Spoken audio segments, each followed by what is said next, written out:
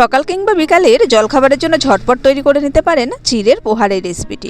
একদম কম সময়ে এবং কম উপকরণে এই পোহার রেসিপিটি কিন্তু খেতে হয় অত্যন্ত সুস্বাদু। তো চলুন দেখে নেওয়া যাক আজকের এই রেসিপি। 250 গ্রাম চিড়ে নিয়ে নিয়েছি আর চিড়েটা ভালোভাবে ঝেড়ে পরিষ্কার করে নিয়েছি। এবার এর মধ্যে জল দিয়ে দিচ্ছি। জলটা পাল্টে পাল্টে ধুয়ে নিতে হবে 3 থেকে 4 বার, যাতে করে চিড়ের যে নোংরাটা আছে নোংরাটা ভালোভাবে বেরিয়ে যায়। আমি 5 বার মতো জল পাল্টে ধুয়ে নিয়েছি আর এখন দেখুন বেশ পরিষ্কার জল বেরিয়েছে। এখন চিড়েটাকে জল থেকে ভালোভাবে ছেঁকে তুলে নিতে হবে। একদমই ভিজিয়ে রাখা যাবে না এবং ভালোভাবে চিপড়ে জলটা ফেলে দিয়ে তবেই রাখতে হবে। জল বেশি থাকলে কিন্তু চিড়েটা দলা পেকে যাবে, এতে করে পোহাটা একদমই ভালো হবে না। তাই জল যতদূর পারবেন হাত দিয়ে ভালোভাবে চেপে চেপে জলটাকে বের করে নিতে হবে এবং একটা ঝাঁঝরি গামলার উপরে দিয়ে রেখেছি, যাতে করে জলটা খুব ভালোভাবে ঝরে যায় এবং চিড়েটা সুন্দরভাবে রেডি হয়। এদিকে একটা ওভেনে কড়াই বসিয়ে দিয়েছি আর কড়াইটা ভালোভাবে গরম হলে দিয়ে দিয়েছি 2 টেবিল স্পুন রিফাইন অয়েল। তেলটা গরম হয়ে গেলে খুন্তি দিয়ে একটু চারিদিকে নাড়িয়ে দিয়েছি। এবারে দিয়ে দিচ্ছি কয়েকটা চীনাবাদাম।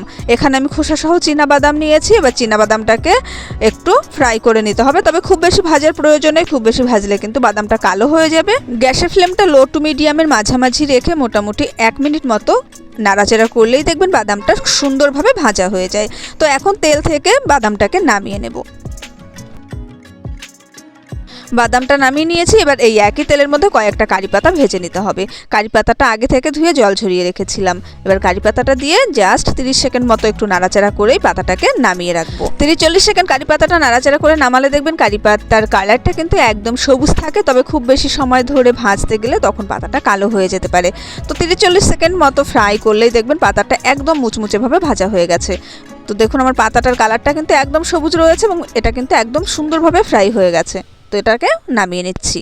পাতাটা নামিয়ে কড়াইতে দিয়ে দিয়েছিলাম আরও 1 টেবিল স্পুন রিফাইন অয়েল। তেলটা ভালোভাবে গরম হওয়ার পরে আমি ফোড়নের জন্য সাদা সর্ষে ব্যবহার করেছি, তবে আপনারা অবশ্যই কিন্তু কালো সর্ষে ব্যবহার করতে পারেন। সর্ষেটা ভীষণভাবে ফাটে আর তাই একটা ঢাকনা দিয়ে রেখেছিলাম, যাতে করে ছিটে গায়ে না আসে। এবারে ফোড়নটা ভালোভাবে রেডি হয়ে গেলে 30 থেকে 40 সেকেন্ড মতো বাদে দিয়ে দিচ্ছি কুচি করে নেওয়া কাঁচা লঙ্কা। লঙ্কাটা জাস্ট একটু নাড়াচাড়া করে নেব 10 সেকেন্ড মতো, আর তারপরেই দিয়ে দিচ্ছি আমি 1 বাটি পরিমাণে পেঁয়াজ। পেঁয়াজটা খুব বেশি সময় ধরে ভাজার কোনো দরকার নেই, শুধুমাত্র কালার চেঞ্জ হওয়া পর্যন্তই পেঁয়াজটাকে আমরা একটু ফ্রাই করে নেব। পেঁয়াজটা একটু নরম হয়ে যাবে এবং কালারটা জাস্ট গোল্ডেন ব্রাউন কালার পর্যন্ত আসবে। মোটামুটি 2 থেকে 3 মিনিট মতো সময় নিয়ে পেঁয়াজটাকে একটু ভেজে নিতে হবে। তো দেখুন পেঁয়াজের কালারটা কিন্তু চেঞ্জ হয়ে গেছে, এর থেকে আর বেশি একদমই ভাজবো না। পেঁয়াজের একটু কাঁচ কাঁচ মতো কালার এসে গেছে। তো এখন এর মধ্যে আমরা অ্যাড করে দেব সেই ধুয়ে রাখা চিড়েগুলো। আর চিড়েটা আপনারা দেখেই বুঝতে পারছেন কতটা ঝুরঝুরে হয়েছে। জল বেশি থেকে গেলে চিড়েটা কিন্তু একদম দলা পেকে যাবে, এতে করে পোহাটা একদমই ভালো হবে না। তাই জলটা কিন্তু খুব ভালোভাবে ছেঁকে নেবেন। এবারে আমি সমস্ত চিড়েটা দিয়ে দিচ্ছি এই কড়াইয়ের মধ্যেই। একটু নাড়াচাড়া করে নিতে হবে। সমস্ত চিড়ের সঙ্গে পেঁয়াজটাকে ভালোভাবে মিশিয়ে নেব। তবে প্রথমে কিন্তু লবণটা দিয়ে দেওয়া যাবে না, আমি কিন্তু এখনও পর্যন্ত লবণের ব্যবহার করিনি। তো একটু পরেই লবণটা ব্যবহার করতে হবে। লবণটা একটু পরে ব্যবহার করলে খুব ভালোভাবে বোঝা যায় কতটা পরিমাণে লাগতে পারে। তো লবণটা দেওয়ার সময় কড়াইয়ে চারিদিকে একটু ছড়িয়ে দেবেন, এতে করে বোঝা যাবে কতটা লবণ লাগবে। অর্থাৎ চারিদিকে যখন দেখবেন কভার হয়ে গেছে লবণে, তার মানে লবণের পরিমাণটা ঠিক থাকবে।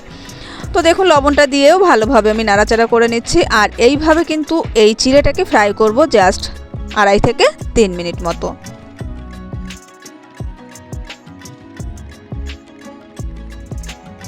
3 মিনিট মতো সময় নিয়ে চিড়েটাকে ভালোভাবে ভেজে নিয়েছি, তবে এর থেকে বেশি সময় ধরে চিড়েটা ভাজলে এটা অনেকটা ড্রাই হয়ে যায়, খেতে অতটাও ভালো লাগে না। এখন এই সময় অ্যাড করে দেবো ভেজে রাখা কারি পাতা আর বাদামটা। কারি পাতা আর বাদাম দিয়েও কিন্তু মিনিট খানেক মতোই জাস্ট নাড়াচাড়া করতে হবে। তবে বাদাম কারি পাতাগুলো একটু সাবধানে মেশাবেন, খুব বেশি নাড়াচাড়া করলে একদমই ঘেটে যাবে এই পোহাটা, তাই একদম আলতো হাতে কিন্তু এই মিশিয়ে নিতে হবে।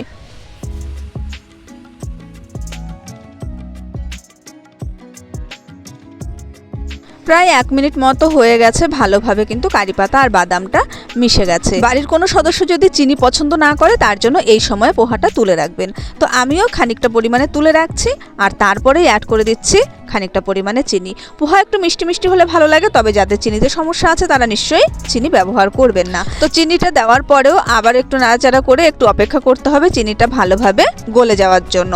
মিনিট খানেক সময় দিলেই চিনিটা দেখবেন খুব সুন্দরভাবে গলে যাবে এবং পোহাটা একদমই রেডি হয়ে যাবে। তো আশা করছি আমার আজকের এই রেসিপিটি আপনাদের ভালো লেগেছে। ভালো লাগলে চ্যানেলটা সাবস্ক্রাইব করার অনুরোধ রইল। পাশে অবশ্যই ক্লিক করে রাখবেন যাতে আমি নতুন নতুন রেসিপি শেয়ার করার সঙ্গে সঙ্গে নোটিফিকেশান পেয়ে যান। দেখা হবে পরের রেসিপির সঙ্গে, সেই পর্যন্ত সবাই ভালো থাকবেন, সুস্থ থাকবেন। আজকের মতো টাটা। ফিরে আসবো খুব তাড়াতাড়ি আবার নতুন কোনো রেসিপি নিয়ে।